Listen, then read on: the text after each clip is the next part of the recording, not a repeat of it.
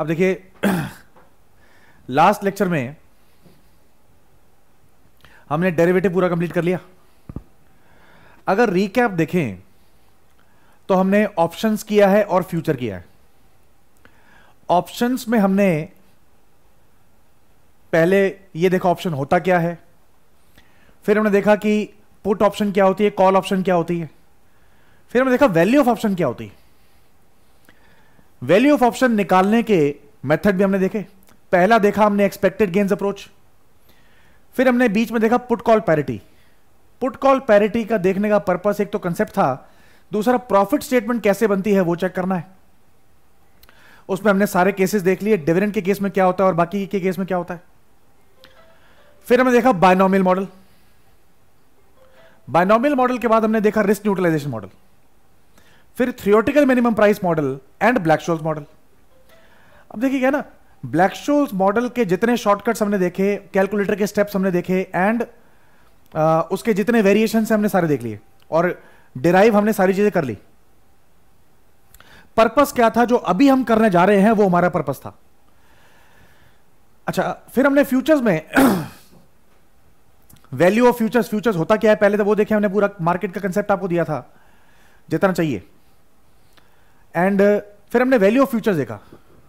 Value of futures के different हमने variations देखे कि अगर पर एनम दिया हुआ है या रेट ऑफ इंटरेस्ट की बात हो रही है या डिविडेंड यील्ड दिया हुआ है तो उस केस में क्या करना है, और डिफरेंट डिफरेंट इसके सारी चीजें देखी। और लास्ट पार्ट इस चैप्टर का हेज थ्रू इंडेक्स फ्यूचर्स हमने देख लिया।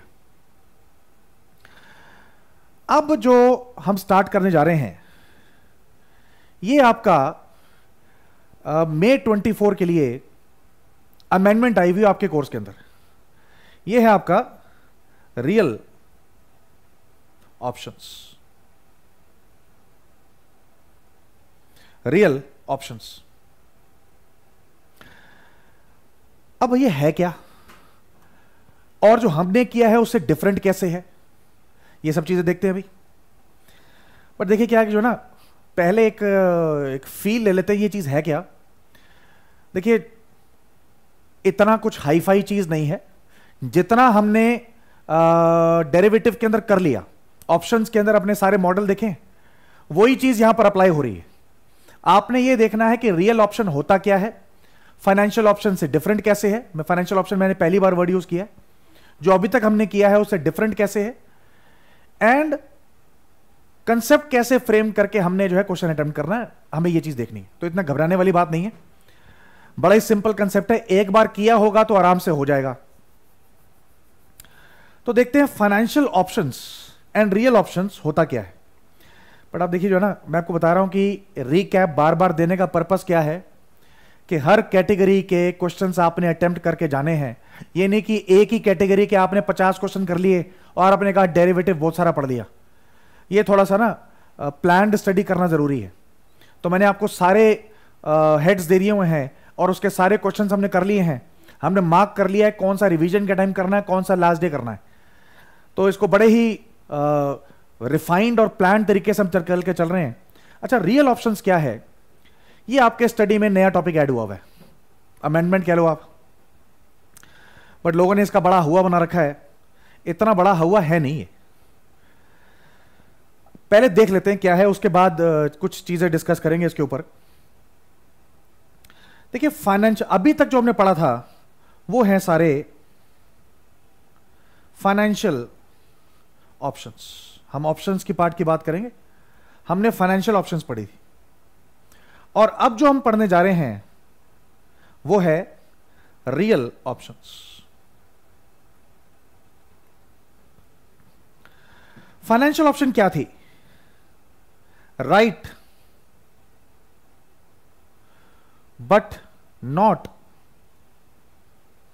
An obligation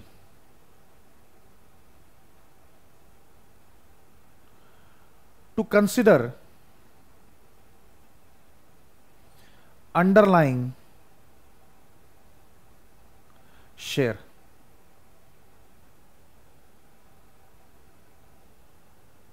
Right but not an obligation to consider underlying share या underlying asset. Means consider का मतलब क्या है, या तो कंसिडरेशन टू बाय है या आपकी कंसिडरेशन टू सेल है। ये हमारा पहला पॉइंट है कि फाइनेंशियल ऑप्शन और रियल ऑप्शन होते क्या है। फाइनेंशियल ऑप्शन क्या है? Right but not an obligation to consider underlying share.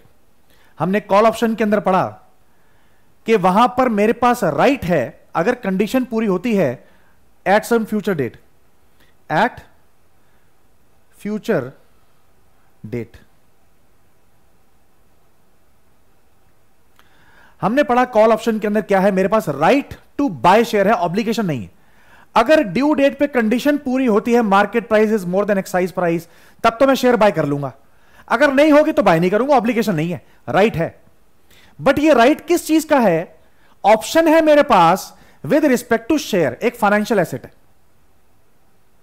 But real option क्या होती है? अच्छा, पुट के केस में क्या होता है? मेरे पास राइट टू सेल है, अगर ड्यू डेट पे कंडीशन पूरी होती है excise price is more than market price, तब जो है मेरा मैं शेयर सेल कर दूंगा। बट अगर कंडीशन पूरी नहीं होती मैं नहीं बेचूंगा। राइट है, ऑप्शन है, ऑब्लिगेशन नहीं है। बट ये राइट किस चीज का है? Right of a financial asset है। बट रियल ऑप्शन क्या होती है? Right but not an obligation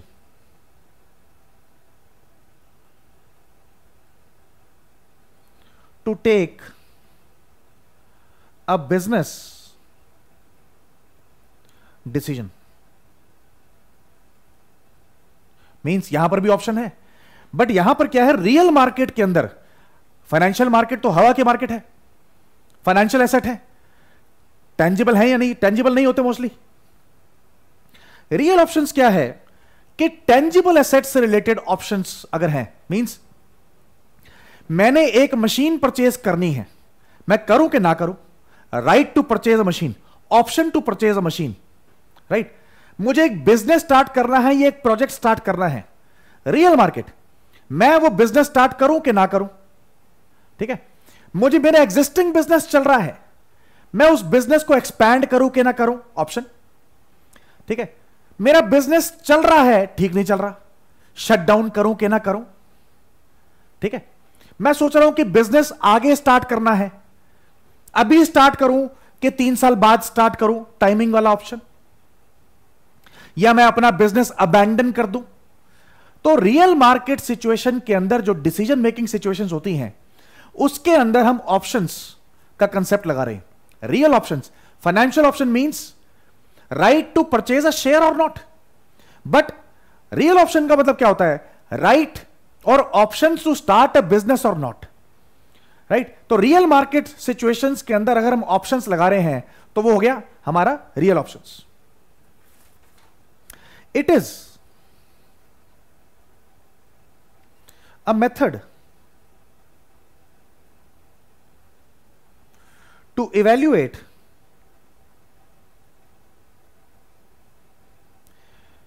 capital budgeting decisions on the basis of option price theories, ठीक है, राइट। तो रियल ऑप्शन का बेसिक आइडिया लगा। रियल ऑप्शन का मतलब यह है कि मार्केट में बिजनेस करना है, कैपिटल बजटिंग से रिलेटेड जो डिसीजंस होते हैं, उन डिसीजंस के अंदर हम ऑप्शंस का यूज करेंगे। अब उसमें भी पुट या कॉल होगी, बट वो कैसे होगी वो भी देखते हैं। बट रियल ऑप्शन एग्जैक्टली मतलब क्या है? Real market, tangible market situations के अंदर अगर हम ऑप्शंस का कंसेप्ट ले रहे हैं तो दोज आर रियल ऑप्शंस। अब देखो क्या है कि कॉल होल्डर या कॉल बायर क्या करता है? कॉल होल्डर के पास किस चीज का राइट है? Right to to buy share, but obligation नहीं है। बट यहां पर क्या होगा, ये दूसरा पॉइंट मान लेते हैं। यहां पर क्या होगा रियल ऑप्शंस के अंदर, राइट टू परचेज मशीन। भैया अगर कंडीशन पूरी होगी तभी मशीन परचेज करेंगे, नहीं तो नहीं करेंगे, ऑब्लिगेशन थोड़ी है। राइट टू स्टार्ट बिजनेस और प्रोजेक्ट। अगर प्रॉफिटेबल होगा तो करेंगे, नहीं तो नहीं करेंगे, ऑब्लिगेशन थोड़ी है। राइट टू एक्सपैंड बिजनेस, ठीक है। बिजनेस अगर चल रहा है तो हम उसको एक्सपैंड कर रहे हैं।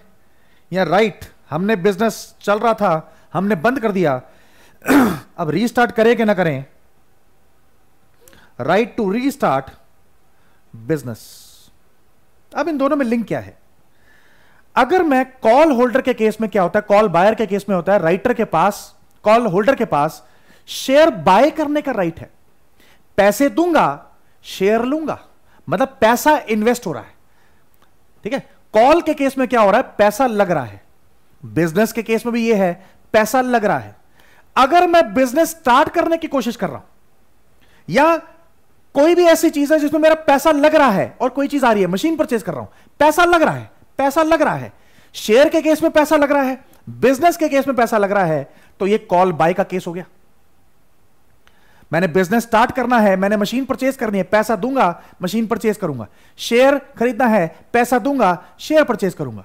बिजनेस स्टार्ट करना है, पैसा लगाऊंगा, बिजनेस स्टार्ट करूंगा, ओनरशिप आएगी, ठीक है। एक्सपैंड करना है, पैसा लगाऊंगा, बिगर बिजनेस की ओनरशिप आएगी, ठीक है। मैंने बिजनेस बंद कर दिया था, रीस्टार्ट कर रहा हूं, री ओनरशिप आएगी मेरे पास। तो इसका मतलब जहां पर पैसा लग रहा है और कोई चीज मिल रही है, वो क्या है, कॉल बाय का केस है।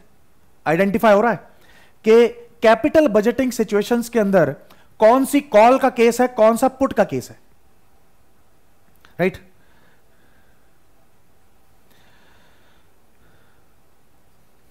पुट होल्डर क्या करता है,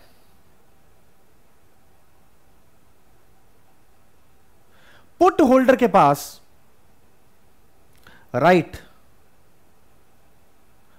टू सेल शेयर होता है। शेयर बेचूंगा, पैसा आएगा, शेयर गया, पैसा आया, पैसा आया, राइट। तो जहां पर पैसे आने का राइट है, वो पुट का केस है। तो मैं अब डिसीजन लेना चाहता हूं कि राइट टू सेल मशीन या राइट टू सेल बिजनेस या project, right to shut down business या राइट टू अबैंडन प्रोजेक्ट। जहां पर मैंने कोई चीज बेची और पैसा आया और मेरे पास उसका राइट है, तो ये पुट होल्डर का केस हो गया, पुट बाय का केस हो गया। अगर मैं इसको कहूं तो ये लॉन्ग कॉल का केस है और ये लॉन्ग पुट का केस है। कॉल बायर क्या करता है, शेयर बाय करता है, पैसा देता है। बिजनेसमैन क्या करता है, बिजनेस लगाता है, मशीन परचेज करता है, पैसा देता है, राइट। तो इन दोनों केस में क्या हुआ, पैसा जा रहा है, एसेट आ रहा है। तो इन दैट केस क्या हुआ, ये कॉल होल्डर का केस हो गया। तो रियल मार्केट सिचुएशंस के अंदर अगर मैंने बिजनेस स्टार्ट करना है तो वो कॉल बाय का केस है। और पुट के केस में क्या होता है, मेरे पास है राइट टू सेल शेयर। अगर कंडीशन पूरी होगी, अगर मेरी excise price is more than market price है, कंडीशन है पूरी मेरी, तो मैं शेयर सेल कर दूंगा, नहीं तो नहीं करूंगा। ऐसे ही मेरे पास अगर राइट टू सेल बिजनेस है, राइट टू सेल शेयर था, शेयर बेचा, पैसा आया। राइट टू सेल बिजनेस है, बिजनेस बेचा, पैसा आया, मशीन बेची, पैसा आया, ठीक है। बिजनेस अबैंडन कर दिया, पैसा नहीं गया तो वो भी तो पैसा आया, जो पैसा नहीं जाता वो आता ही है, पैसे का ना जाना भी तो पैसे का आना होता है, राइट? यहां शट डाउन किया तो मींस जहां पर पैसा आ रहा है और उसका राइट है वो पुट बायर का केस है, लॉन्ग पुट।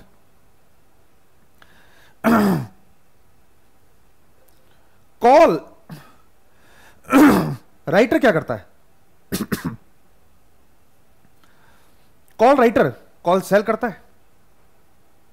कॉल होल्डर के पास शेयर खरीदने का राइट है और इसके पास है call obligation to sell share.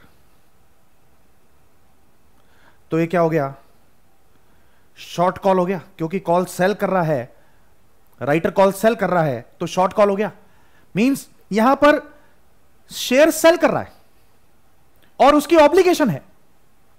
भाई पुट के अंदर भी तो शेयर सेल कर रहा था, बट वहां पर ऑब्लिगेशन नहीं थी, राइट था, राइट? यहां पर कॉल राइटर है, उसके पास ऑब्लिगेशन टू सेल शेयर है, तो ये कॉल राइटर हो गया। ऐसे ही अगर प्रॉमिस है या ऑब्लिगेशन है टू सेल बिजनेस और project if buyer is ready, तो इन दैट केस ये शॉर्ट कॉल का केस है। और पुट राइटर क्या करता है या पुट सेलर क्या करता है? ऑब्लिगेशन टू बाय शेयर है, क्योंकि पुट होल्डर के पास राइट टू सेल है। अगर ड्यू डेट पे कंडीशन पूरी हो गई तो पुट होल्डर शेयर सेल करेगा, तो पुट राइटर क्या करेगा? शेयर बाय करेगा, बट उसकी ऑब्लिगेशन है। ऐसे यहां पर प्रॉमिस टू बाय और स्टार्ट है, ऑब्लिगेशन है, स्टार्ट बिजनेस है if seller is ready, right? अगर मैंने बिजनेस स्टार्ट करना है और मेरे पास राइट है तो मैं कॉल बायर हूं। अगर मैंने बिजनेस सेल करना है और मेरे पास राइट है तो मैं कॉल पुट बायर हूं। अगर मैंने बिजनेस सेल करना है और वो ऑब्लिगेशन है तो मैं कॉल राइटर हूं। अगर मैंने बिजनेस बाय करना है और वो ऑब्लिगेशन है तो मैं पुट राइटर हूं। तो ये जो है बेसिकली हमने वहां डेरिवेटिव में पढ़ा था ऑप्शंस के अंदर, तो वो हमने सुपर इंपोज कर दिया बिजनेस के ऊपर। तो अगर मैं ये कहूं जैसे हमने वहां पर किया था, कॉल होल्डर क्या करता है? शेयर बाय करता है, बिजनेस बाय करता है। कॉल राइटर क्या करता है? अच्छा, कॉल होल्डर क्या करता है? शेयर बाय करता है, मींस बिजनेस बाय करता है, राइट है। कॉल राइटर क्या करता है? शेयर सेल करता है, बिजनेस सेल करता है, ऑब्लिगेशन है। पुट होल्डर क्या करता है? पुट होल्डर राइट है शेयर सेल करने का, राइट है बिजनेस सेल करने का, ठीक है? तो कोई भी सेलिंग का केस होगा और राइट है तो वो पुट बायर का केस है। पुट राइटर क्या करता है? अगर पुट होल्डर सेल करता है तो पुट राइटर बाय करेगा। पुट राइटर शेयर बाय करता है, पुट राइटर बिजनेस बाय करता है, ऑब्लिगेशन है। तो जो शेयर के केस में हमने पढ़ा था वो बिजनेस के केस में सुपर इंपोज हो गया। तो इसमें कोई कंसेप्ट नहीं है कि कैपिटल मार्केट सिचुएशंस में कब कॉल लगेगा, कब पुट लगेगा, कब कॉल होल्डर होगा, कब पुट होल्डर होगा, कब कॉल राइटर होगा, कब पुट राइटर होगा। अननेसेसरी चीज है। तो अगर आपको जो है कॉल पुट का बेसिक कंसेप्ट पता है तो कैपिटल बजटिंग डिसीजंस में ये बड़ी आराम से अप्लाई हो जाएगा कि कॉल होल्डर बनना है, पुट होल्डर बनना है, कॉल राइटर बनना है, पुट राइटर बनना, बड़ा आराम सी बात है। एक बार और देख लेते हैं। कॉल होल्डर या कॉल बायर शेयर के केस में क्या करता है? शेयर बाय करता है, बट राइट है उसका। ऐसे ही बिजनेस के केस में बिजनेस बाय करेगा, बिजनेस स्टार्ट करेगा, बिजनेस एक्सपैंड करेगा, बिजनेस रीस्टार्ट करेगा। तो जहां पर स्टार्ट की बात आ रही है, जहां पर परचेज की बात आ रही है, पैसा लगाएंगे एसेट आएगा, वहां पर कॉल होल्डर है, राइट है। कॉल राइटर क्या करता है? कॉल राइटर ऑब्लिगेशन है उसकी शेयर सेल करने की। ऐसे ही जो है कॉल राइटर बिजनेस के केस में क्या है? ऑब्लिगेशन है बिजनेस सेल करने की, ऑब्लिगेशन है। पुट होल्डर क्या करता है? पुट होल्डर के पास राइट टू पुट होल्डर के पास राइट टू सेल है, सेल शेयर, और right to sell business, right to sell business, close business, shut down business, क्या ना अबैंडन बिजनेस, ये सब पुट होल्डर के केस है अगर यहां राइट है तो। ठीक है, अगर पुट राइटर क्या करता है, अगर पुट होल्डर शेयर सेल कर रहा है तो पुट राइटर शेयर बाय कर रहा है। ऐसे ही जो है अगर बिजनेस बाय कर रहे हैं और ऑब्लिगेशन है, बिजनेस स्टार्ट कर रहे हैं और ऑब्लिगेशन है, तो पुट राइटर का केस है।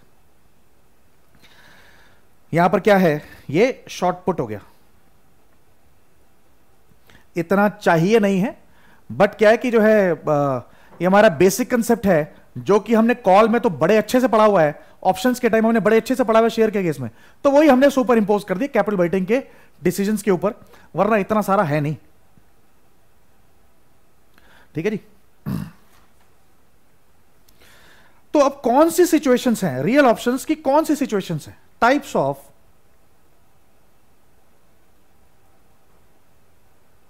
रियल ऑप्शंस जो कि हम ऊपर डिस्कस कर चुके हैं। पहला है ऑप्शन टू ग्रो और एक्सपैंड। बिजनेस स्टार्ट कर रहे हैं, बिजनेस ग्रो कर रहे हैं, तो ये कॉल का केस है। ठीक है, चाहिए नहीं है बट कॉल का केस है। दूसरा ऑप्शन टू अबैंडन। ऐसे इन केसेस के क्वेश्चंस आएंगे या आपकी स्टडी के अंदर हैं जो इन्होंने ऐड किए हुए हैं। ऑप्शन टू अबैंडन, बिजनेस छोड़ रहे हैं, बिजनेस बेच रहे हैं, तो बिजनेस बेच रहे हैं अगर राइट है तो पुट बायर का केस है। ठीक है, एंड ऑप्शन ऑफ टाइमिंग कह लो और वेट एंड सी कह लो और डिले कह लो। मींस मुझे बिजनेस अभी स्टार्ट करना है, तो मैं अभी स्टार्ट करूं कि 3 साल रुक के डिसाइड करूं? 3 साल बाद गवर्नमेंट चेंज हो जाएगी, अगर गवर्नमेंट चेंज हो जाएगी तो जो मुझे क्या नाम है लाइसेंस मिलने हैं या जो मेरा कोटा है वो मुझे नहीं मिलेगा, तो अभी स्टार्ट करना चाहिए ये बिजनेस 3 महीने बाद, मतलब 3 साल बाद करना चाहिए? अभी सेल करना चाहिए कि 3 साल बाद सेल करना चाहिए? अभी अबैंडन करना है, मींस डिले, किसी भी चीज का डिले। तो ये जो है फिर फोर्थ शटडाउन। और शटडाउन से रिलेटेड है 2 चीजें, ऑप्शन टू शटडाउन, इसको कॉन्ट्रैक्ट कहते हैं, एंड ऑप्शन टू रीस्टार्ट। तो ये आपकी टाइप्स ऑफ ऑप्शंस हैं। आपके स्टडी में इसका क्वेश्चन है, अबैंडन का क्वेश्चन है और वेट एंड सी का क्वेश्चन है, इसका कोई क्वेश्चन नहीं है। और अभी ये नया कंसेप्ट है तो पूरे चांसेस हैं कि इसका क्वेश्चन पेपर में आएगा, तो तसल्ली से इसका पूरा कंसेप्ट समझें।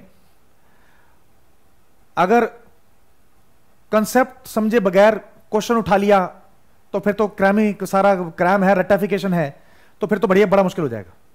बट जैसे अभी हमने देखा अभी हमने 2 ही चीजें देखी।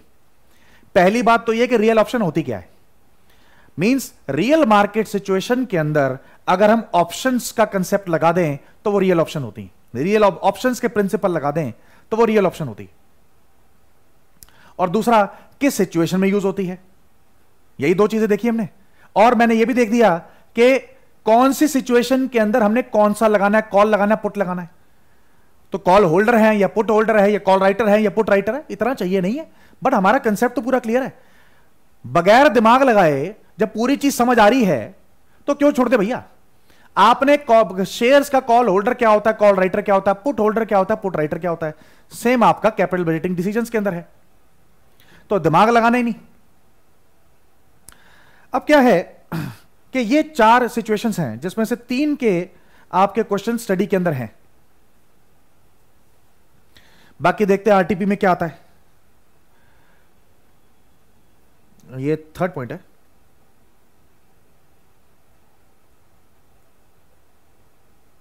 ये थर्ड पॉइंट। नेक्स्ट, अब क्या है, methods of valuation of real option. Options के वैल्यूएशन के जो मॉडल हैं वो यहां पर लगेंगे, बायनॉमियल, रिस्क न्यूट्रलाइजेशन,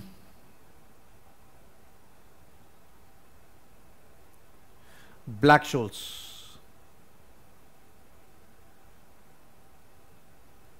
यही आपके तीन मॉडल लग रहे हैं, बट बेसिकली ये यूज नहीं होता है, यही दोनों यूज होते हैं बिकॉज दोनों में प्रोबेबिलिटी होती है।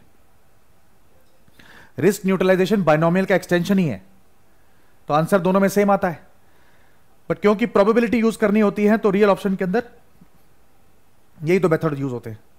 फिफ्थ पॉइंट, अब हमें यह चेक करना है कि रिस्क न्यूट्रलाइजेशन कब यूज होगा। सारे क्वेश्चन के अंदर बायनॉमियल भी रिस्क न्यूट्रलाइजेशन भी यूज हो सकता है और ब्लैक-शोल्स भी यूज हो सकता है, वो डिपेंड करता है इंफॉर्मेशन क्या दी हुई है।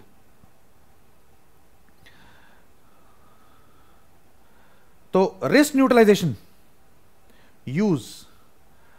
न्यूट्रलाइजेशन कब यूज होता है, हमें पता है कि बायनॉमियल और रिस्क न्यूट्रलाइजेशन मॉडल को यूज करने की एक ही कंडीशन है। एक कंडीशन क्या है, टू पॉसिबिलिटीज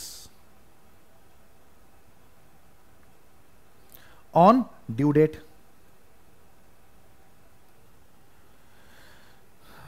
ये मैं जो है ना, ये मैं YouTube पर डाल दूंगा बिकॉज बहुत सारे बच्चे हैं जिनको जो है ये चीज करनी है और May 24 के अंदर ये चीज आएगी। तो अगर जो है मैं YouTube पर डालता हूं, तो अगर इसका PDF अगर आपको चाहिए तो मैं ये जो मैं लिख रहा हूं पैनल के ऊपर, इसी का PDF बना के मैं आपको दे दूंगा। और जो हम जिस तरीके से हम करेंगे उस तरीके से जो है जो हम करेंगे वो कोई कराएगा नहीं, क्योंकि जो है चीजें थोड़ी सी डिफिकल्ट है। एक्सप्लेनेशन देना हमें समझ आ गई है, बट आपको किस तरह से समझाना इसकी दिक्कत हो जाती। बट जो है हम सब कुछ करेंगे, मैं पूरा का पूरा अमेंडमेंट जो है मैं कोशिश करूंगा YouTube पर डाल दूं। अगर मैंने डाला और आप देख रहे हैं तो पूरा PDF जो है आप मैं नंबर दूंगा वहां पर, अगर जो है आपको चाहिए तो यही ये जो मैं लिख रहा हूं सारा, इसका मैं PDF बना के आपको मैं व्हाट्सएप कर दूंगा, आप मुझे व्हाट्सएप मैसेज ड्रॉप करेंगे। तो यूज ऑफ रिस्क न्यूट्रलाइजेशन, अच्छा ये तब होता है जब two possibilities on due date है, दो ही प्राइस पॉसिबल थे शेयर्स के केस में। करंट मार्केट प्राइस, एक प्राइस करंट मार्केट प्राइस से ज्यादा है, दूसरा करंट मार्केट प्राइस से कम है।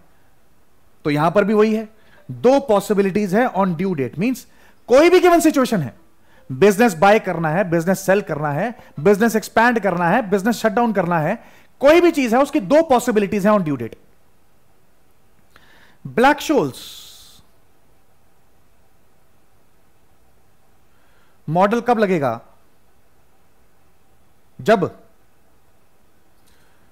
वेरिएंस और standard deviation given in question. ये तो हमारा जुगाड़ हो गया ना कि जो है कब हमारा रिस्क न्यूट्रलाइजेशन लगेगा और कब बायनॉमियल लगेगा, क्योंकि सारी सिचुएशंस के अंदर दोनों ही लग सकते हैं, चाहे वो एक्सपेंशन का केस है, चाहे वो अबैंडन का केस है, चाहे आपका क्या नाम है टाइमिंग डिले का केस है, चाहे शटडाउन का केस है, दोनों में सब कुछ लग सकता है, सब में सब कुछ लग सकता है, दोनों मेथड लग सकते हैं।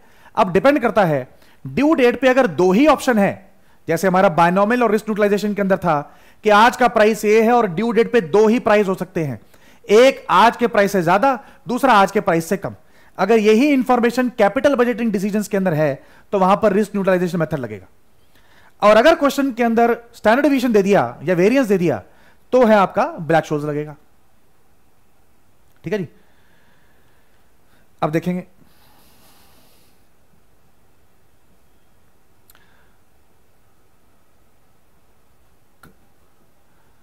हमने Black Scholes model, risk neutralization model तो एज इट इज लग रहा है। ठीक है, अब इसके अंदर आइडेंटिफाई क्या करना है, चाहे रिस्क न्यूट्रलाइजेशन मॉडल है चाहे ब्लैक-शोल्स मॉडल है। ठीक है, आइडेंटिफाई करना है कि जो भी आपके फॉर्मूले हैं मार्केट प्राइस क्या होता है, एक्साइज प्राइस क्या होता है, रेट ऑफ इंटरेस्ट क्या होता है, डिविडेंड है या नहीं है, डिविडेंड यील्ड है या नहीं है, फ्यूचर्स में पढ़ा हमने। तो ये सारी चीजें आपने चेक करनी।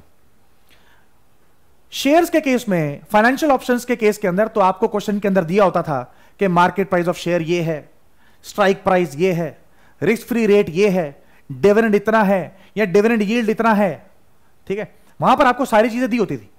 बट यहां पर तो बिजनेस की बात हो रही है। बिजनेस के अंदर क्या मेरा जो है इक्विवेलेंट मेरा क्या मार्केट प्राइस होगा, क्या मेरा एक्साइज प्राइस होगा, क्या मेरा रेट रिस्क फ्री रेट होगा, समझ, ये सारी चीजें हमें आइडेंटिफाई करनी है। तो हमारा ऑब्जेक्टिव सिर्फ ये है कि ये आइडेंटिफाई कर लो, उसके बाद तो आपने सारा वही करना है जो ऑप्शंस के अंदर फॉर्मूले खोलने, वो क्लरिकल काम हो गया अब आपके लिए, वो हमने बहुत सारे क्वेश्चंस कर लिए हमें।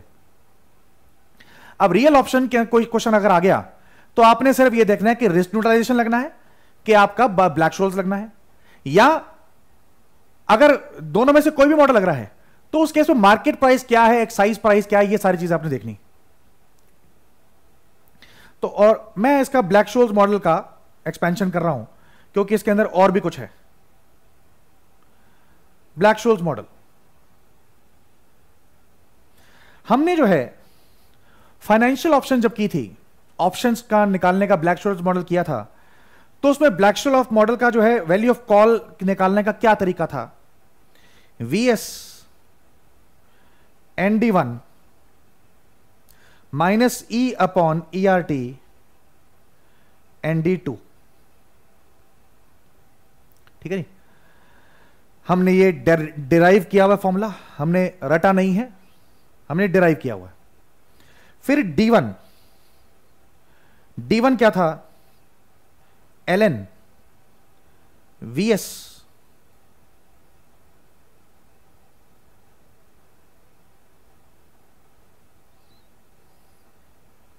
V means value of share upon E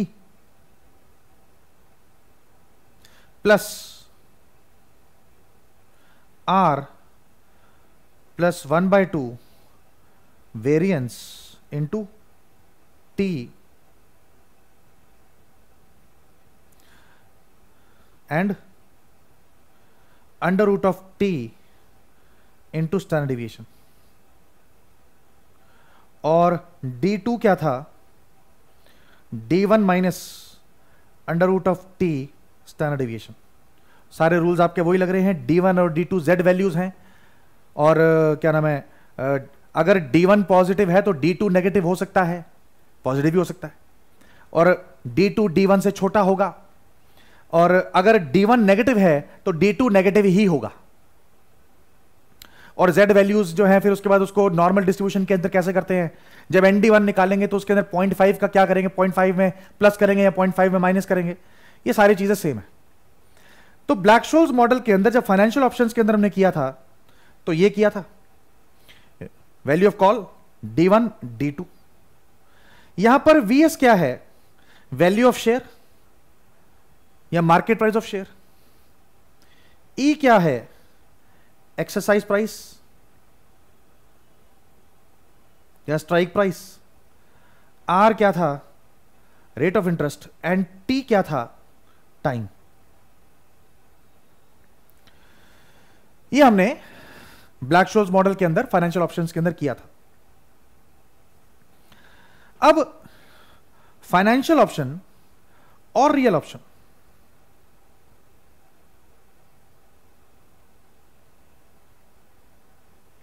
market price of share आपको क्वेश्चन में गिवन था, राइट। बट हमारा एफएम का एक जनरल कंसेप्ट है जो मैंने आपको मर्जर के टाइम पे कंसेप्ट आपका बनाया था, और मैंने आपको कहा था कि कई बार ऐसे क्वेश्चंस आ जाते हैं जो किसी चैप्टर के नहीं होते, जनरल कंसेप्ट के अंदर होते हैं एएफएम के अंदर। तो वहां पर जनरल कंसेप्ट क्या लगेगा, पहला कंसेप्ट हमारा यह है कि दो कंसेप्ट किए थे, जिसमें से पहला कंसेप्ट यह था कि किसी भी चीज का आज का market price is present value of all future cash flows. ठीक है, मैंने कैश फ्लोस बोला, कैश आउटफ्लो या कैश इनफ्लो नहीं बोला है। अब वो डिपेंड करता है हम किस चीज का मार्केट प्राइस निकाल रहे हैं। मैंने एग्जांपल लिया था वहां पे कि अगर आपका बिजनेस आपने स्टार्ट किया है और आप अपने बिजनेस को उस लेवल पर लेकर आए हो कि आप 1 करोड़ पर एनम कमा सकते हो और अगले 10 साल तक आप 1 करोड़ पर एनम कमाओगे विदाउट एनी फर्दर इन्वेस्टमेंट या विदाउट एनी फर्दर मेहनत। तो आपने शुरू में मेहनत कर ली, शुरू में इन्वेस्टमेंट कर ली, अब आप बिजनेस को उस लेवल पर लेकर आ गए कि आप 1 करोड़ पर एनम कमाओगे अगले 10 साल तक। अब मैं आपको कहता हूं कि मैं आपका बिजनेस परचेज करना चाहता हूं, आपके बिजनेस के एसेट्स 30 लाख रुपए के हैं, तो ये एसेट्स मुझे दे दो, ये लो 30 लाख रुपए। आप कहोगे भैया बिजनेस की वैल्यू सिर्फ बिजनेस के एसेट्स की वैल्यू नहीं है, बिजनेस की वैल्यू बिजनेस की अर्निंग कैपेसिटी के ऊपर भी आएगा। आप कहोगे कि अगर मैं आपका बिजनेस एक्वायर कर लेता हूं और आपका बिजनेस एक्वायर करने के बाद विदाउट एनी मेहनत मुझे अगले 10 साल तक 1-1 करोड़ मिलेगा, तो वो मेरी मेहनत की वजह से नहीं, वो आपकी मेहनत की वजह से। तो आप कहोगे कि अगर मैं आपका बिजनेस एक्वायर कर लेता हूं तो 10 साल के अंदर जो है 1-1 करोड़ पर एनम मिलेगा, टोटल 10 करोड़, वो आपकी मेहनत की वजह से। तो आप कहोगे वो अर्निंग कैपेसिटी आप मुझे दे दो, मतलब मींस मैं आपको दे दूं तो वो वैल्यू ऑफ बिजनेस हो गई। तो इसका मतलब क्या है, वैल्यू ऑफ बिजनेस निकालने के लिए फ्यूचर कैश फ्लोज को कंसीडर किया। बट मैं कहता हूं कि आप, चलो आप ठीक कह रहे हो कि आपने जो है बिजनेस इस लेवल पे लेकर आए हो कि अगले 10 साल के अंदर 1-1 करोड़ मिलेगा और वो मुझे मिलेगा आपकी वजह से, तो ले लो, आप मुझसे आज ले लो। बट पॉइंट इज जो मेरे से आप आज मांग रहे हो वो तो मुझे अगले 10 सालों में मिलेगा, तो मैं आज आपको पूरे वो 10 करोड़ थोड़ी दूंगा, मैं तो आपको present value of future cash inflows दूंगा। तो इसका मतलब वैल्यू ऑफ बिजनेस क्या लगाई गई, present value of all future cash inflows. Business के केस में फ्यूचर में कैश इनफ्लोज होते हैं, तो value of business is present value of all future cash inflows. ठीक है, किसी भी, मैंने बताया था किसी भी चीज की आज की वैल्यू निकालनी है वो present value of all future cash inflows है। बेसिक कंसेप्ट एफएम का ये है। तो अगर करंट वैल्यू ऑफ बिजनेस निकालनी है या current market price of business निकालना है, present value of all future cash inflows. ठीक है, अगर जो है मुझे वैल्यू ऑफ शेयर निकालना है, current market price of share निकालना है, वो present value of all future cash flows है। बट शेयर के केस में कंपनी फ्यूचर में डिविडेंड पे करती है तो वो कैश आउटफ्लो है। Current market price of share is present value of all future cash outflows. तो बिजनेस के केस में present value of all future cash inflows और शेयर के केस में present value of all future cash outflows. किसी भी चीज की आज की value is present value of all future cash flows. तो अगर मुझे बिजनेस की वैल्यू निकालनी है तो present value of all future cash flows आ गया। तो फाइनेंशियल ऑप्शंस के केस में आपको आज का मार्केट प्राइस ऑफ स्टॉक दिया होता था, बट अगर हम बिजनेस की बात कर रहे हैं तो current value, current market price और करंट वैल्यू ऑफ बिजनेस और एसेट और patent is present value of all future cash flows. Business के केस में है तो कैश इनफ्लोज आ जाएगा। ठीक है जी, कॉल का केस है कि पुट का केस है, वो हमने आइडेंटिफाई का तरीका देख लिया, तो हमने तो पूरा ही देख लिया, जबकि इतना तो आना भी नहीं है। अब हमने ये देखना है कि वैल्यूएशन ऑफ मॉडल निकालने के, वो वैल्यूएशन ऑफ किसी भी चीज की वैल्यू निकालने के लिए वैल्यू ऑफ ऑप्शन निकालने का फॉर्मूले तो वही है, बायनॉमियल, रिस्क न्यूट्रलाइजेशन और ब्लैक शोल्स। अब उनके अंदर जो है वैल्यू ऑफ शेयर लग रहा है, एक्साइज प्राइस लग रहा है, या किसी भी चीज की वैल्यू लग रही है, करंट वैल्यू लग रही है और एक्साइज प्राइस लग रहा है, तो हमें पता तो होना चाहिए कि रियल ऑप्शंस के केसेस में क्या वैल्यू ऑफ ऑप्शन से क्या वैल्यू ऑफ शेयर है या एक्साइज प्राइस क्या है। तो मार्केट प्राइस हमने देखा कि फाइनेंशियल ऑप्शंस के केसेस में मार्केट प्राइस दिया होता था, बट बिजनेस के केस में present value of all future cash inflows is market price.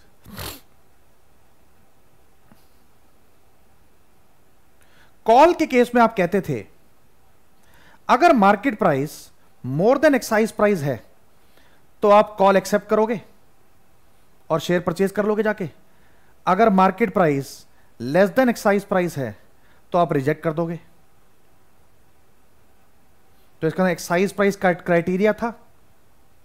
ठीक है, अब बिजनेस के केस में क्या होता है, अगर present value of cash inflows is more than cost of project तो आप एक्सेप्ट करोगे। अगर present value of cash inflow is less than cost तो आप रिजेक्ट कर दोगे।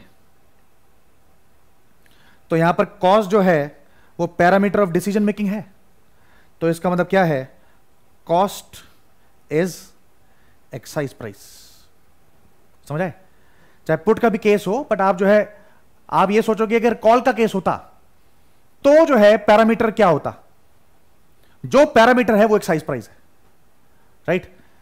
बिजनेस के केस में मैं एक प्रोजेक्ट तब एक्सेप्ट करूंगा अगर present value of cash inflows cost से ज्यादा होंगे, तो तभी मेरी ऑप्शन एक्साइज होगी।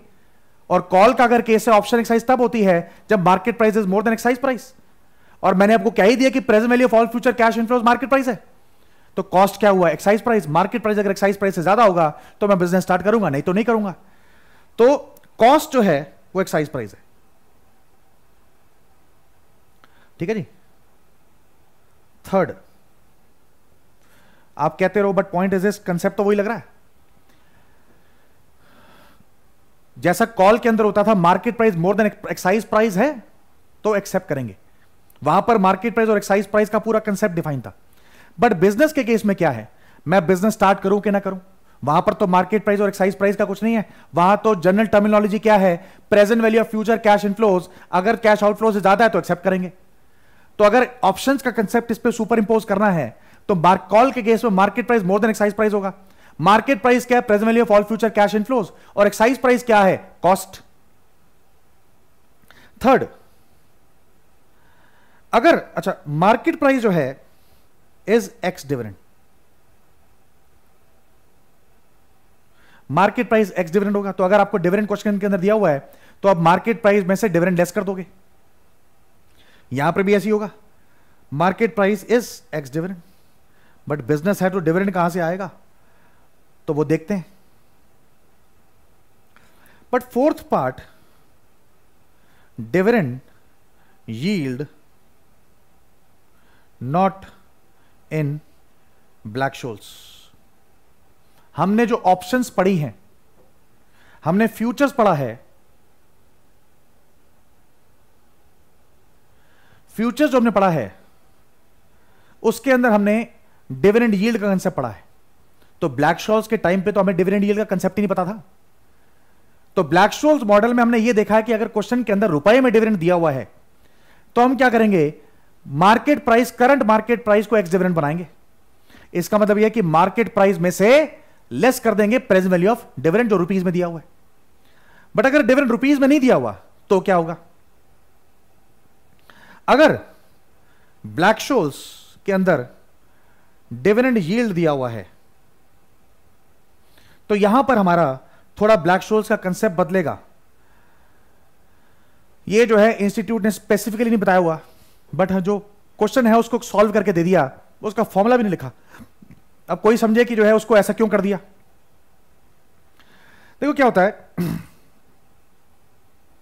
फ्यूचर्स के केस में वैल्यू ऑफ फ्यूचर हमने की थी करंट मार्केट प्राइस ERT, और अगर डिविडेंड मिल रहा है तो डिविडेंड माइनस कर देते थे। बट अगर डिविडेंड यील्ड का केस होता था तो current market price ER minus dividend yield into T करते थे। R minus dividend yield into T means R में से डिविडेंड यील्ड हम लेस कर देते थे। उसकी स्टोरी मैंने आपको पूरी बताई थी, एक जनरल सरी, एक मिनट का रिकैप। फ्यूचर्स का पूरा कंसेप्ट ये था कि अगर आज मैं शेयर परचेज कर लूं तो मेरा पैसा जाएगा, तो मेरा पैसा ब्लॉक होगा, उसमें रेट ऑफ इंटरेस्ट जो है वो मेरी कॉस्ट है। तो अगर मैंने 100 रुपए का शेयर परचेज किया है तो उस पर 10 रुपए का इंटरेस्ट, तो मेरी कॉस्ट 110 रुपए हो गई। बट अगर मुझे डिविडेंड मिल रहा है तो वो डिविडेंड जो मुझे मिल रहा है वो कॉस्ट में से कम हो जाएगा। अगर 2 रुपए का डिविडेंड मिल रहा है, 110 में से 2 रुपए माइनस हो गया, तो 10 रुपए का इंटरेस्ट, 2 रुपए का डिविडेंड, तो 10 माइनस 2 8 रुपए, तो अल्टीमेटली नेट कॉस्ट मेरी क्या हो गई, 108 रुपए। ठीक, तो वही कंसेप्ट हमारा ब्लैक-शोल्स मॉडल में लगेगा। थोड़ा सा वेरिएशन है उसके अंदर। तो मतलब black-Sholes model in case of dividend yield,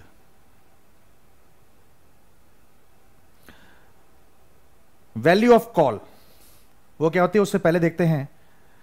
D1 value of call क्या थी? VS ND1 minus E upon ERT ND2। और D1 क्या था? ln natural log VS upon E plus, signs का ध्यान दें, मैंने उस टाइम ही बोला था, plus half R rate of interest plus half of variance into T divided by under root T standard deviation. और D2 क्या था? D1 minus under root T standard deviation. तो ये तो वही है जो पहले पढ़ा था। बट अगर डिविडेंड यील्ड आ जाता है तो क्या होगा? R में से D1 निकालते टाइम हम डिविडेंड यील्ड माइनस करेंगे। ठीक है, तो ये चेंज है बस। एंड जो वैल्यू ऑफ कॉल निकालते टाइम वैल्यू ऑफ शेयर है वो E divided by dividend yield into T होगा। ये दो वेरिएशंस हमारे आ गए अगर ब्लैक-शोल्स मॉडल के अंदर डिविडेंड यील्ड दिया हुआ है तो। इसलिए मैंने पहले फ्यूचर्स का कंसेप्ट कराया और फिर उसके बाद मैं रियल ऑप्शंस करा रहा हूं, क्योंकि रियल ऑप्शंस के अंदर रिस्क न्यूट्रलाइजेशन ब्लैक-शोल्स तो लग रहा है, बट डिविडेंड यील्ड का भी कंसेप्ट पता होना चाहिए। ठीक है जी। तो अब जो है बाकी रिस्क न्यूट्रलाइजेशन मॉडल के अंदर सब कुछ सेम है। अब आपको क्वेश्चन के अंदर यह पता करना है कि अगर जरूरत लगे कि कॉल का केस है, पुट का केस है, कॉल होल्डर है, पुट होल्डर है, कॉल राइटर है, पुट राइटर है, एक चीज ये।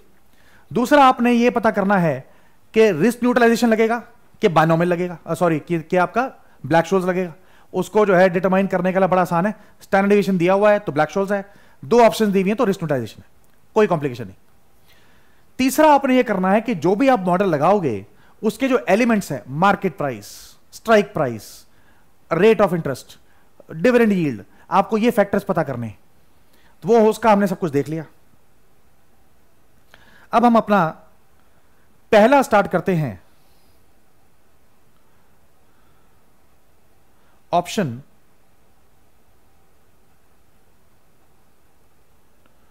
टू ग्रो और एक्सपैंड या स्टार्ट बिजनेस वटेवर। ये आपका, अच्छा, आपके स्टडी के अंदर तीन ऑप्शंस हैं। मैंने बताया कि टाइप्स ऑफ रियल ऑप्शंस क्या है। ऑप्शन ऑफ एक्सपैंड ग्रो, दूसरा अबैंडनमेंट, तीसरा टाइमिंग। ठीक है, ये तीन आपके स्टडी के अंदर है और तीनों के अंदर रिस्क न्यूट्रलाइजेशन और ब्लैक-शोल्स दोनों लग सकते हैं। आपने पता लगाना है कि कौन सा लग रहा है।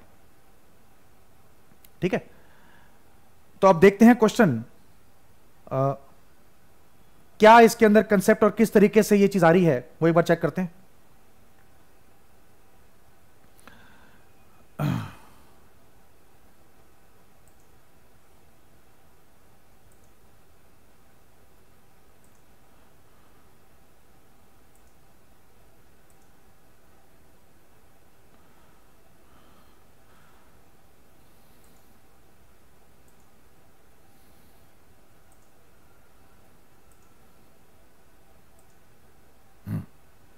ये जो टेक्नोलॉजी है ना,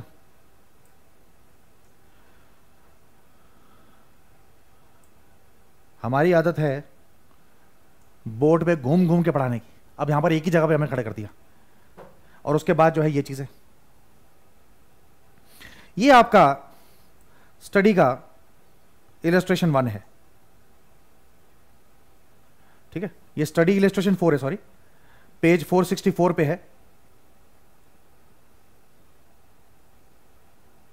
हाँ जी, अब ये आराम से क्वेश्चन पढ़ते हैं और देखते हैं कि इसको कैसे हम इंटरप्रेट करेंगे और कैसे हमने अप्रोच करना है। ऑप्शन टू ग्रो और एक्सपैंड, बिजनेस स्टार्ट करें कि ना करें, बिजनेस एक्सपैंड करें कि ना करें, कैपेसिटी बढ़ाएं कि ना बढ़ाएं, तो उन चीजों से। ABC limited is a pharmaceutical company. I hope नजर आ रहा है क्वेश्चन, नहीं तो जो है आपके बुक में तो है ही, जो स्टूडेंट्स क्लास ले रहे हैं उनके पास तो बुक पहुंची हुई है, और जो यूट्यूब पे देख रहे हैं, अगर मैं यूट्यूब पे डालता हूं तो वो अपनी स्टडी का इलस्ट्रेशन 4 चेक कर लें। कोशिश मेरी ये है कि आपको यहां पर नजर आ जाए। ABC limited is a pharmaceutical company possessing a patent of a drug called Airdex. उसके पास पेटेंट है, एयरडेक्स एक ड्रग है उसका, मतलब उन्होंने बनाई है। A medicine of for ads patient, being an approach drug, ABC limited holds right of production of drugs and it's marketing. जिसके पास पेटेंट है उसी के पास राइट ऑफ मैन्युफैक्चर है, राइट ऑफ मैन्युफैक्चर है। The period of patent is 15 years, after which any other pharmaceutical company produce the drug with the can produce a drug with the same formula. तो patent का मतलब ही यही है कि मैंने अगर कोई चीज पेटेंट करा ली है तो स्पेसिफाइड पीरियड के लिए कोई और नहीं बनाएगा, मैं ही बनाऊंगा, क्योंकि मैंने चीज इनोवेट की है। तो इसका मतलब यह है कि 15 साल तक मैं ही बनाऊंगा और कोई नहीं बनाएगा। 15 साल के अंदर मेरे पास राइट है कि हर साल मैं ही बना के इसको बेचूंगा और कमाऊंगा, और कोई नहीं कमा सकता। और अगर 15 साल के अंदर अगर मैंने कोई साल लूज कर दिए तो वो तो मेरा नुकसान है। टोटल पीरियड तो 15 साल ही है। 15 साल के अंदर मैं हर साल अगर बनाऊंगा तो हर साल बेचूंगा, मैं ही कमाऊंगा। बट अगर 15 साल के अंदर से स्टार्टिंग के 3 साल अगर मैंने वेस्ट कर दिए तो वो तो मेरा नुकसान है। टोटल पीरियड तो 15 साल ही है, right. It is estimated that company shall require to incur $12.5 million for development of drug and market of the drug. तो $12.5 million वो आपको खर्चना है, ठीक है। As per the survey conducted, the expected present value of the cash flows for the state of drug during the period of 15 years shall be $16.7 million। मतलब 15 साल के अंदर अगर मैंने हर साल कमाया, उस सब की प्रेजेंट वैल्यू आज 16.7 मिलियन है। तो क्या मुझे प्रोजेक्ट एक्सेप्ट करना चाहिए कि नहीं? 16.7 मिलियन अगर यह क्वेश्चन होता तो 16.7 मिलियन का मेरे कैश इनफ्लोज है प्रेजेंट वैल्यू, और 12.5 मिलियन की मेरी कॉस्ट है, तो इसका मतलब मुझे प्रोजेक्ट एक्सेप्ट करना चाहिए। इसका मतलब क्या हुआ? Present value of cash inflows मेरे करंट वैल्यू हो गई मार्केट प्राइस, और जो कॉस्ट है 12.5 मिलियन वो मेरा एक्साइज प्राइस हो गया, ठीक है जी। अगर जो हमने अभी तक एनालाइज किया उसके according, cash flow from the previous similar type of drug have exhibited a variance of 26.8% of the present value of cash flows. इसका मतलब क्या है? हम जो कह रहे हैं प्रेजेंट वैल्यू 16.7 मिलियन है, अब यहां पर वेरिएंस दे दिया तो मेरा दिमाग तो वहीं ठनक गया कि यहां तो ब्लैक शोज लगेगा। Cash flows from the previous similar type of drug have exhibited a variance of 26.8%, means ये 16.7 मिलियन का जो कैश फ्लोज है ये तो हमारा एक्सपेक्टेड कैश फ्लोज है, और सिमिलर टाइप ऑफ ड्रग के variance from the expected cash flow 26.8% है, ठीक है जी। Current yield of treasury bonds of similar duration 7.8%, risk free rate हो गया। Determine the value of patent. अब इस क्वेश्चन को समझे पहले कि क्वेश्चन कह क्या रहा है। हमसे वैल्यू ऑफ पेटेंट मांग रहा है। वैल्यू ऑफ पेटेंट अगर कहें तो इसका मतलब इस पेटेंट का मुझे फायदा क्या है? अगर लेमैन की तरह बात करूं कि भैया 16.7 मिलियन जो है 15 साल का पेटेंट था, 15 साल में 16.7 मिलियन मैं कमाऊंगा और 12.5 मिलियन की मेरी कॉस्ट है। जो भी 15 साल के अंदर कमाऊंगा उसकी प्रेजेंट वैल्यू आज में 16.7 मिलियन है और आज कॉस्ट 12.5 मिलियन है। तो 16.7 मिलियन की प्रेजेंट वैल्यू कमाई, कॉस्ट 12.5 मिलियन है, तो 16.7 माइनस 12.5, ये मेरा क्या आ गया, वैल्यू ऑफ पेटेंट आ गई। बट पॉइंट क्या है, पॉइंट ये है कि ये 16.7 फिक्स नहीं है, एक्सपेक्टेड है। उसने कह दिया कि वेरिएशन है, कि सिमिलर ड्रग के present value of cash inflows के अंदर 26.8% का वेरिएशन है। अब इस वेरिएशन को कंसीडर करके वैल्यू ऑफ पेटेंट निकालो, ठीक है। मींस वैल्यू ऑफ पेटेंट का मतलब क्या है, वैल्यू ऑफ पेटेंट मींस कि 15 साल मेरे पास है बनाने के लिए, मैं बनाऊं कि ना बनाऊं, ऑप्शन, ठीक है जी। अगर बनाऊंगा तो 15 साल कमाऊंगा और 15 साल कमाऊंगा तब 16.7 मिलेगा, है जी। अगर मैंने ऑप्शन ये है कि मैं नहीं करता, तो ये तो ऑप्शन है ही, पहली बात तो मैं करूं कि ना करूं, दूसरी बात मैं नहीं करता तो 16.7 नहीं कमाऊंगा भैया, आ रही बात समझ। तो वैल्यू ऑफ पेटेंट का मतलब क्या है कि मैं 15 साल बिजनेस कर रहा हूं कि नहीं कर रहा हूं, और उस बिजनेस को करने से मुझे कोई फायदा हो रहा है कि नहीं हो रहा है। मींस अगर एज ए लेमैन देखूं तो 16.7 माइनस 12.5 वो मेरी वैल्यू ऑफ पेटेंट आती है। बट यहां पर क्या है, वेरिएशन भी है, ठीक है, वेरिएंस है। दूसरी बात ये कि 15 साल का पीरियड है मेरे पास, अब मेरी मर्जी है उसके अंदर कि मैं बनाऊं कि ना बनाऊं। अगर बनाता हूं तब तो हर साल मुझे कमाई होगी जिसकी प्रेजेंट वैल्यू में 16.7 मिलियन है। बट अगर कुछ साल मिस कर देता हूं तो मुझे 16.7 नहीं मिलेगा। अरे बस अब इसके ये सारे क्वेश्चंस के जो एलिमेंट्स हैं, पहली बात तो ये कि हमारा ब्लैक शोल्स मॉडल लगेगा। दूसरी बात ये कि मार्केट प्राइस क्या है यहां पर, या करंट वैल्यू क्या है।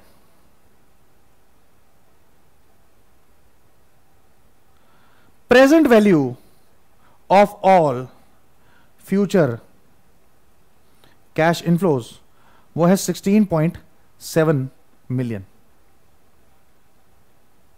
डॉलर्स, और कॉस्ट क्या है जो कि एक्साइज प्राइस हो जाएगी 12.5 मिलियन। अगर ये वेरिएंस की बात नहीं होती और मेरे को कहता कि भाई जो है वैल्यू ऑफ पेटेंट निकालो, तो मैं कहता भाई 16.7 माइनस 12.5 ये मेरा वैल्यू ऑफ पेटेंट आ गया। कोई दो ऑप्शंस भी नहीं थी, तो जो है कोई अनसर्टेनिटी नहीं है, डायरेक्ट 16.7 माइनस 12.5 ये मेरा वैल्यू ऑफ पेटेंट है। अब दिक्कत ये है कि 16.5 ये गारंटेड नहीं है, ये एक्सपेक्टेड है, क्योंकि उसने वेरिएंस दे दिया। कहता है कि जनरली दूसरे ड्रग के कैश फ्लोज में 26.8% का वेरिएशन आता है। तो इसका मतलब वेरिएंस आ गया, वेरिएंस ऑफ कैश फ्लोज मेरा आ गया 26, हैंग कर गया।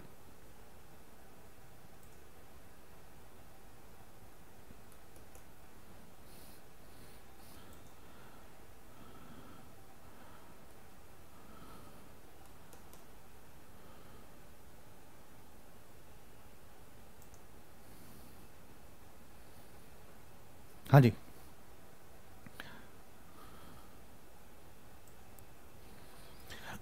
वेरिएंस इन कैश फ्लोज हमें दिया हुआ है 26.8%, and treasury rate, risk free rate मुझे दिया हुआ है आर 7.8%। तो एलिमेंट्स हो गए।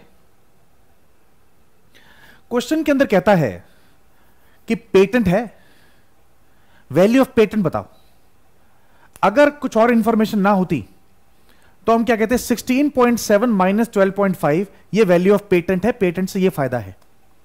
बट यहां पर कहता है कि वेरिएशन है कैश फ्लोज के अंदर, कि जो आपके एक्सपेक्टेड कैश फ्लोज हैं नॉर्मली उसमें 26.8% का वेरिएशन आता है। अब इस वेरिएशन को कंसीडर करके आप कैश फ्लोज बनाओ।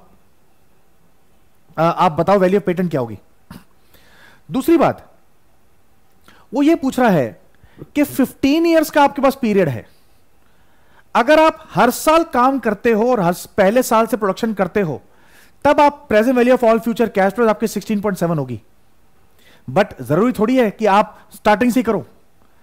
यही तो आपसे पूछ रहा है कि अगर मैं स्टार्टिंग से ही करता हूं तो वैल्यू ऑफ पेटेंट क्या है। अब यहां पर कहता है कि 15 इयर्स का पीरियड है और हर साल अगर मैं कैश फ्लोज अर्न कर रहा हूं तो प्रेजेंट वैल्यू उनकी 16.7 है, बट अगर मैंने किसी साल नहीं की तो वो लॉस इन कैश फ्लो होगा, और लॉस इन कैश फ्लो अगर होगा तो ये 16.7 में टोटल नहीं आएगा। जैसे हम फ्यूचर्स के केस में करते थे कि current market price of future, हमें अगर वैल्यू ऑफ फ्यूचर अगर निकालनी है तो उसमें क्या होता था कि current market price of share ये है, अगर मैंने शेयर आज परचेज कर लिया तो 100 रुपए मेरा शेयर का लग गया।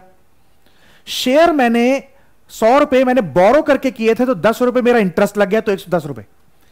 अब मैंने शेयर परचेज कर लिया हुआ है तो कंपनी उसमें डिविडेंड दे देगी, तो मेरे को डिविडेंड मिल गया, मेरी इन्वेस्टमेंट कम हो गई, 2 रुपए का डिविडेंड तो 108 रुपए। यहां पर भी ऐसा ही है। 16.7 के कैश इनफ्लोस तब है जब मैं हर बार काम कर रहा हूं, ठीक है। बट अगर मैंने किसी साल के अंदर काम नहीं किया तो उसका लॉस इन कैश फ्लो होगा। तो यह भी एक तरीके से डिविडेंड की बात आ रही है। मतलब डिविडेंड के केस में क्या होता था कि वहां पर कैश जा रहा है, डिविडेंड आ रहा है, तो वो माइनस हो जाता था। शेयर परचेज करने में कैश जा रहा है, इंटरेस्ट देने में कैश जा रहा है, डिविडेंड मिल रहा है, तो वो माइनस हो जाता था, नेट इन्वेस्टमेंट आती थी। यहां पर क्या पैसा आ रहा है पहले, अगर मैं हर साल काम करता हूं तो $16.7 मिलियन का कैश आएगा प्रेजेंट वैल्यू। वो तो तब है जब मैं सारा काम करूंगा, हर साल काम करूंगा। बट अगर मैंने किसी साल काम नहीं किया तो मेरा लॉस इन कैश फ्लो होगा। तो एक तरीके से ये डिविडेंड यील्ड की तरह काम करेगा। अगर मुझे कह देता कि हर साल इतना कैश फ्लो हम कमा रहे हैं और एक साल में मैं ये मान लेता कि अगर मैंने किसी एक साल में काम ना किया तो हर साल का मेरा लॉस कितना है वो रुपीज में आ जाता, तो मैं 16.7 में से उसको माइनस कर देता, राइट। जैसे मार्केट प्राइस में एक्स डिविडेंड निकालता था, यहां पर भी जो है एक्स लॉस निकालूंगा। बट यहां पर क्या है, मुझे रुपीज में नहीं दे रखा, इसका मतलब मैं क्या है, मुझे लॉस इन यील्ड निकालना पड़ेगा। तो यहां क्या है, एक तरीके से लॉस इन यील्ड, एक तरह से डिविडेंड यील्ड की तरह हो रहा है।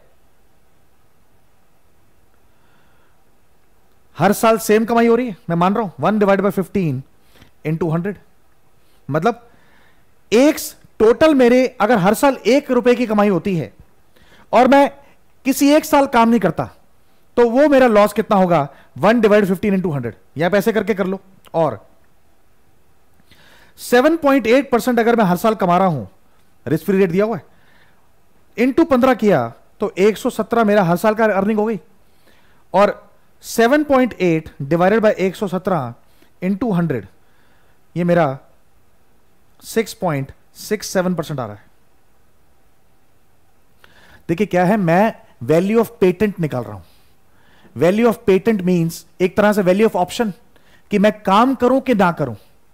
अगर जो है पेटेंट की वैल्यू कुछ आती है, present value of cash inflows is more than cost अगर होता है, फिर तो मैं काम करूंगा, नहीं तो नहीं करूंगा, ऑप्शन है। तो मुझे निकालना है वैल्यू ऑफ पेटेंट क्या है। अगर ये जनरल क्वेश्चन होता तो 16.7 माइनस 12.5 कर देते, बट 16.7 के अंदर कुछ एनोमलीज हैं। 16.7 के अंदर एक तो वेरिएशन है, ये मेरा एक्सपेक्टेड कैश इनफ्लो से वेरिएशन 26.8% का आ रहा है। दूसरी बात ये कि 15 साल का ही टोटल पीरियड है। अब अगर मैंने पहले साल से काम किया तब present value of all future cash inflows मेरा 16.7 का होगा। वो कुछ एनुअल कैश इनफ्लोज होंगे ना, वो एनुअल कैश इनफ्लोज मुझे दिए नहीं हुए। तो अगर मैंने किसी एक साल काम ना किया तो उससे मेरा कैश इनफ्लो का लॉस होगा, तो वो 16.7 मुझे एक्चुअली मिलेगा नहीं, तो मुझे उसका भी प्रोविजन लेके चलना है। अगर मुझे रुपीज में दिया होता तो मैं रुपीज में लेके चलता, बट यहां पर रुपीज में दिया नहीं हुआ तो मैंने इसको रेट में ले लिया। तो एक तरह से डिविडेंड यील्ड की तरह इसको ट्रीट करेंगे, 6.67%। कोई क्वेरी अगर आएगी तो आप पुटअप करेंगे। तो ये मेरे सारे एलिमेंट्स आ गए। अब मुझे यहां पर वैल्यू ऑफ ऑप्शन निकालनी है, मींस वैल्यू ऑफ, मुझे ऑप्शन निकालनी है कि मैं प्रोडक्शन करूं कि ना करूं। ये वैल्यू ऑफ पेटेंट, वो क्या आएगा, current value VS ND1 but मैंने बताया था कि डिविडेंड यील्ड के केस में ई डिविडेंड यील्ड टी भी आएगा। यहां पर देखिए ई की वैल्यूज भी दे रखी है, minus E upon E R T N D two. Current value क्या है? अच्छा, यहां पर D one L N current value upon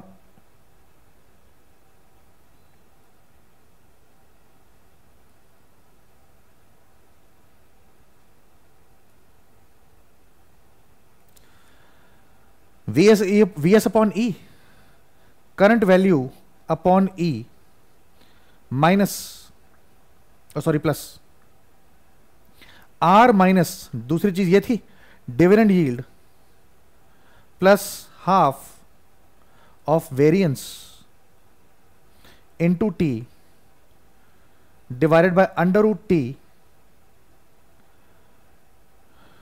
standard division. तो पहले D1 निकाल लेते हैं। D1 क्या है? Natural log 16.7 divide by 12.5 plus 0.078 minus 0.0667 plus half of 0.268 into 15 divided by under root of 15, time है ना, और standard deviation under root of 0.268। अब मुझे पहले ln 16.7 अपॉन 12.5 निकालना है और 16.7 डिवाइडेड बाय 12.5 वो मेरा आ रहा है ln 1.336। इसका कंसेप्ट हमने ब्लैक शोल्स मॉडल में पूरा डिस्कस किया हुआ है। इसका मतलब क्या होता है, e की रेस टू पावर क्या आ जाए x में कि वो 1.336 बन जाए। तो इसको हमने टेबल से भी कर रखा है, कैलकुलेटर से हमने ये किया हुआ है कि फर्स्ट स्टेप ये है 1.336, second step under root 12 times, third step -1 and fourth step into 4096। ये वेरिफिकेशन के लिए है, पेपर में प्रेजेंटेशन आपको टेबल के अकॉर्डिंग करनी है कि टेबल के अंदर जो वैल्यूज दे रखी है। बट इस क्वेश्चन के अंदर मुझे ln 1.336 की वैल्यू दे रखी है 0.2897। तो अगर आप इस स्टेप से करेंगे तब भी आपका आंसर 0.2897 ही आएगा, और आप टेबल से भी करेंगे तब भी 0.2897 आएगा। देखिए क्या है कि कंसेप्चुअली अभी हम क्लैरिकल कर रहे हैं, ब्लैक शोल्स मॉडल के अकॉर्डिंग सॉल्व कर रहे हैं, बट फिगर्स का मतलब क्या है, कौन सी फिगर क्यों आ रही है वो चेक करना था, वो हम डिस्कस कर चुके हैं। अब सिर्फ हमारा क्लैरिकल काम है। 0.2897 ये क्वेश्चन के अंदर गिवन है, plus 0.078 minus 0.0667, 0.0113 plus 0.134 into 15 divided by under root of 15 is 3.873 और अंडर रूट ऑफ 0.268 0.5177। तो ये टोटल आ रहा है 2.4692 डिवाइडेड बाय 2.005, तो 1.2315। ये मेरा D1 आ गया। बेसिकली ये अंडरस्टैंड करना है कि क्वेश्चन के अंदर मॉडल कौन सा लगा था और एलिमेंट्स हमारे पास कहां से आए, market price, dividend yield, excise price, वो हमारा हो गया। D2 D1 minus under root T into standard division D1 क्या है 1.2315 माइनस ये under root T into standard division ये आया हुआ है 2.005 दैट इज माइनस 0.7735। अब मुझे जो आपके ब्लैक शोल्स का आगे काम है ND1 निकालना है। ND1 means N 1.2315। इसको हम किस टेबल में देखते हैं? नेचुरल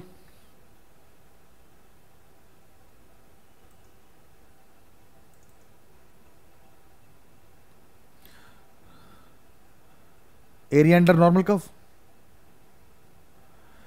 1.2315। तो 1.2 का 3 ये मेरे पास है और 1.2 का 4 मेरे पास है। तो 1.23 की वैल्यू 0.3907 थी एंड 1.24 की वैल्यू 0.3925 थी। मुझे 1.2315 की वैल्यू चाहिए, तो हमारा unitary method interpolation for difference of 0.01 change is 0.3925 minus 0.3907 0.0018। तो for difference of 0.0015 change is, यहां से यहां पर आ रहा है, मुझे ये चेंज पता करना है। इसका मतलब यहां से बढ़ेगा तो ND1 तो ये क्या आ जाएगा 0.3907 0.3907 प्लस 0.0015 0.01 इंटू 0.0018 ये आ गया। तो ये हमारी वैल्यू आ रही है 0.3907 प्लस 0.0027 तो 0.39097 आ गया। और हमने देखा था कि D1 और D2 Z वैल्यूज हैं, तो ND1 क्या होगा, ये हमने नॉर्मल कर्व के डायग्राम से हमने किया हुआ है 1.2135। तो मुझे ये वाला वैल्यू पता करनी है। ये आ गया 0.3 तो इसमें 0.5 ऐड कर देंगे। 0.5 प्लस 0.39097 मैंने नोट्स में लिखवा रखा है। तो 0.89097 ये मेरे ND1 की वैल्यू है। ND2 means N minus 0.7735। मैंने बताया था अगर D1 पॉजिटिव है तो हमने डायग्राम से सारा कंसेप्ट समझ के किया था, नॉर्मल कर्व का हमने पूरा कंसेप्ट किया है। अगर D1 पॉजिटिव है तो जो हमारी वैल्यू आई है वो 0.5 में वो वैल्यू ऐड कर देंगे। अगर D1 नेगेटिव है, D1 या D2 नेगेटिव है, तो जो वैल्यू आई है 0.5 में से उसको माइनस कर देंगे। तो यहां पर ये नेगेटिव है। फिर हम टेबल में जाते हैं 0.7 का 7 और 0.7 का 8, तो 0.7735 की वैल्यू इंटरपोलेट कर लेंगे। 0.77 की वैल्यू है 0.7 का 7, 0.2794 और 0.2823, 0.2794 एंड 0.2823 और मुझे वैल्यू ये चाहिए ये। तो for difference of 0.01 change is, ये कितना आ रहा है 0.0029। तो for difference of 0.0035 change is, वो कितना आएगा? तो 0.2794 प्लस 0.0035 डिवाइडेड बाय 0.01 इंटू 0.0029,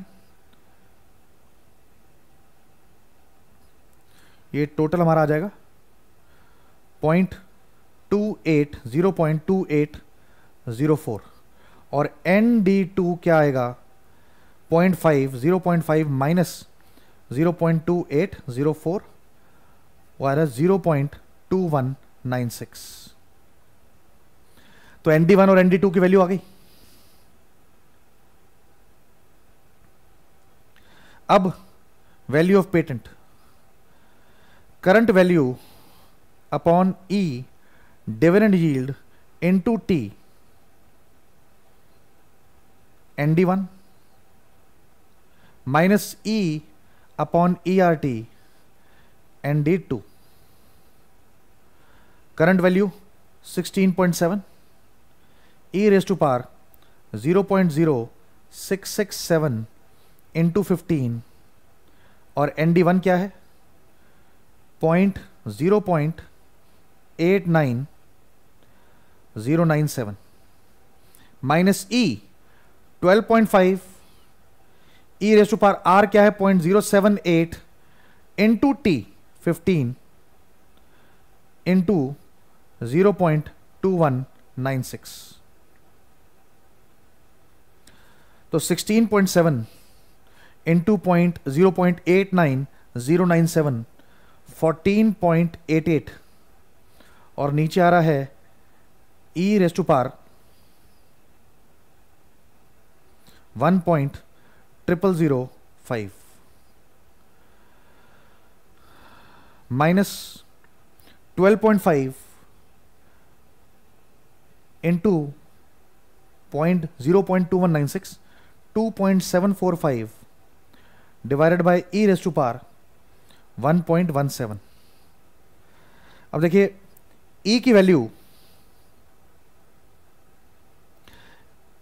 अगर मैं टेबल के अंदर जाता हूं तो E के टेबल के अंदर मुझे डायरेक्टली 1.17 की वैल्यू मिल जाएगी 3.2219 3.2219। तो मैं क्या कर दूंगा, ये मैं वर्किंग कर रहा हूं, 2.745 डिवाइड बाय 3.2219, राइट। और अगर मैं ऐसे ना लिखूं, मैं ये कर दूं 2.745 इंटू 1 डिवाइडेड बाय 3.2219, तो आ रहा है 0.310 हो।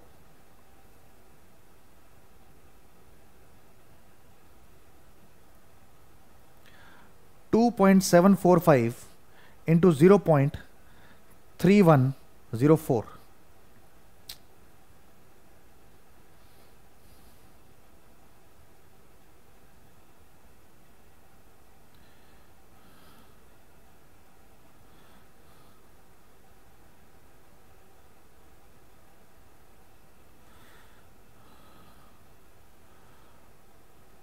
ऐसे लिख सकते हैं 2.745 इंटू 1 डिवाइडेड बाय 3.2219, तो वो क्या आ रहा है 2.745, ये माइनस में है, मैं ये वाली को उसको सॉल्व कर रहा हूं, और into 0.3104।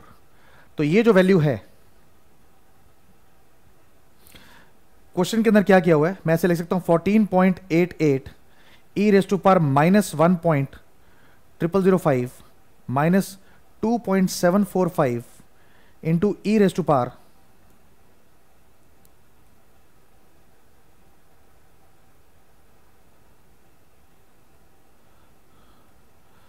E raise to power minus 1.17, और इन दोनों की वैल्यू मुझे क्वेश्चन के अंदर दे रखी है। ये देखिए ई रेज टू पावर 1 माइनस 1.0005 और ई रेज टू पावर माइनस 1.17, ये मुझे वैल्यू दे रखी है। नहीं भी दे रखी होती तो मेरे को कैलकुलेटर से भी निकालना आता है और मुझे टेबल से भी निकालना आता है। वैल्यूज क्या है? 14.88 E raise to power minus, तो यह आ गया इंटू 0.3677 माइनस 2.745 इंटू 0.3104। ये वाली वैल्यू तो डायरेक्ट टेबल से आ सकती है और इसको मैं इंटरपोलेट करके निकाल सकता हूं। अगर क्वेश्चन के अंदर नहीं भी दिया होगा तो मैं निकाल सकता हूं। हमने देखा हुआ है, ब्लैक शोल्स मॉडल के काफी क्वेश्चन किए हुए हैं, हमें इंटरपोलेट करना आता है। तो 14.88 इंटू 0.3677 5.47 माइनस 2.745 इंटू 0.3104 वो आ गया 0.8520। तो 5.40 माइनस 5.47 माइनस 0.852 $4.618 मिलियन और 4.62 मिलियन। इसका मतलब क्या है? वैल्यू ऑफ पेटेंट ये आ गया। अगर ये वेरिएशन की बात ना होती और ये टाइम पीरियड रिस्ट्रिक्ट ना किया होता 15 साल का, तो मैं सीधा 16.7 माइनस 12.5 करता कि हाँ भैया प्रेजेंट वैल्यू कैश इनफ्लो ज्यादा है और कॉस्ट कम है, तो वैल्यू ऑफ पेटेंट है, मींस पेटेंट की कुछ वैल्यू है, प्रॉफिट आएगा। बट एक तो मैं ये नहीं कर सकता, 16.7 के अंदर कुछ वेरिएशन है, और दूसरा मेरे पास 15 साल का रिस्ट्रिक्टेड पीरियड है और हर साल अगर काम करूंगा तब तो जो है मुझे 16.7 मिलेगा। बट अगर मैं हर साल काम नहीं करूंगा तो मुझे 16.7 नहीं मिलेगा। तो अगर मैं कोई किसी साल काम नहीं करता, मुझे उसका प्रोविजन बनाना है, तो मुझे बताया होता कि हर साल के अंदर कितना कैश फ्लोज आ रहा है, तो मैं उसके हिसाब से पर ईयर का कैश फ्लोज माइनस कर देता 16.7 में से। क्योंकि जो है फ्यूचर के अंदर हम एक्स डिविडेंड लेते हैं, इसके अंदर लॉस कंसीडर करने के बाद लेंगे मार्केट प्राइस, राइट। अब क्वेश्चन के अंदर अगर 15 साल का मुझे कैश फ्लोज नहीं दे रखा, तो मैं ये मान के चल रहा हूं कि हर साल का कैश फ्लो सेम है, जो कि नॉर्मली अगर दिया भी होता तो हम यही कहते हैं कि हर साल का कैश फ्लो सेम है। तो मैं कहता कि हर साल का रेट सेम है, तो हर साल का जब रेट सेम है तो कोई भी रेट ले लो तो 1/15 करेंगे। अगर आप 15 साल का रेट लोगे तो 15 इंटू दैट रेट करके ऊपर तो एक ही साल का रेट आएगा, तो वो आंसर तो सेम आना, 1/15 करेंगे। तो मेरा जो है डिविडेंड यील्ड का कंसेप्ट काइंड ऑफ ये एक्चुअली क्या है, डिविडेंड लॉस है। अगर मैं फ्यूचर्स के केस में क्या था, डिविडेंड यील्ड का क्या था कि मैंने शेयर खरीदा, इंटरेस्ट दिया, मेरा पैसा लगा, डिविडेंड मिला, मेरी इन्वेस्टमेंट कम हो गई, तो कॉस्ट में से डिविडेंड माइनस कर दिया। यहां पर 16.7 मिल रहा है, बट अगर मैंने नहीं किया एनुअली तो मेरा लॉस होगा, तो एक तरह से ये भी लॉस है, तो यहां से 16.7 में से माइनस करेंगे। वहां पर पैसा खर्च हो रहा था, डिविडेंड मिल रहा था, तो माइनस कर दिया। यहां पर पैसा मिल रहा है, कुछ नहीं मिल रहा, तो वो माइनस करेंगे। तो यील्ड के बेसिस पे हमने ये क्वेश्चन सॉल्व किया है, तो 4.62 हमारा आंसर आ गया, वैल्यू ऑफ पेटेंट। तो बेसिकली क्या है, यील्ड के केस में हमने जो है ब्लैक शोल्स मॉडल को किस तरीके से करना है, हमने वो कंसेप्ट देखा है, जो कि नॉर्मली ऑप्शंस के साथ हमने नहीं किया था और इंस्टीट्यूट ने स्टडी में डाला भी नहीं हुआ था। ये बेसिकली सीएफए का कंसेप्ट है, तो वहां से ये आया हुआ है। सीएफए या एफआरएम के अंदर ये चीजें कराई जाती हैं, तो वहां पर रियल ऑप्शंस का भी कंसेप्ट है। तो रियल ऑप्शंस के कंसेप्ट के अकॉर्डिंग हमने ब्लैक शोल्स मॉडल को किस तरीके से हैंडल करना है हमने देख लिया है। ये जो है मोस्ट टिपिकल क्वेश्चन है तीनों क्वेश्चंस के अंदर से जो स्टडी के अंदर दिया हुआ है। बट द थिंग इज कि जो है ना, कोई ये क्वेश्चन पब्लिकली डालेगा नहीं फॉर एनी रीजन। तो अब जो है आई विल ट्राई कि मैं यूट्यूब पे ये डाल दूं, और जो आप जो फास्ट ट्रैक ले रखा है, हम फास्ट नहीं जा रहे हैं बट है फास्ट ट्रैक, कवरेज हमने सारी करनी है। फास्ट ट्रैक का मतलब ये नहीं है कि फास्ट काम करेंगे, फास्ट ट्रैक का मतलब ये है कि रेलिवेंट चीजें रेलिवेंट टाइम के अंदर खत्म करेंगे, और दिस इज वेरी रेलिवेंट। अब दूसरा जो है ये तो हमने कर लिया ग्रोथ, या बिजनेस स्टार्ट करें कि ना करें, या बिजनेस ग्रो करें कि ना करें। इसके अंदर वेरिएंस दिया हुआ था तो हमने ब्लैक शोल्स लगाया। अगर दो ऑप्शन दी होती कि एक सर्टेन पीरियड के बाद ये भी हो सकता है, ये भी हो सकता है, तो हम रिस्क न्यूट्रलाइजेशन लगाते। अब हमने करना है अबैंडनमेंट एंड टाइमिंग ऑप्शन, ये हम नेक्स्ट क्लास के अंदर करेंगे। पहले आप इसको रिवाइज कर लें। तो रियल ऑप्शन का मतलब क्या है कि रियल मार्केट सिचुएशंस के अंदर, रियल बिजनेस डिसीजंस के अंदर अगर हम ऑप्शंस के कंसेप्ट लगाएं तो डिसीजन मेकिंग हमें किस तरह से हेल्प करते हैं। यहां पर मैंने बताया कि वैल्यू ऑफ पेटेंट जो है 16.7 माइनस 12.5 करके आ सकती है, पर एक तो इसके अंदर वेरिएशन है और यहां पर यील्ड लॉस का भी कंसेप्ट है, तो हमने उसको डिविडेंड यील्ड की तरह ट्रीट किया है। डिविडेंड यील्ड ये है नहीं, बट ये डिविडेंड यील्ड का रेट है। यहां पर पैसा रिसीव हो रहा है और ये लॉस हो रहा है, तो रिसीव माइनस लॉस करके नेट रिसीव निकालेंगे।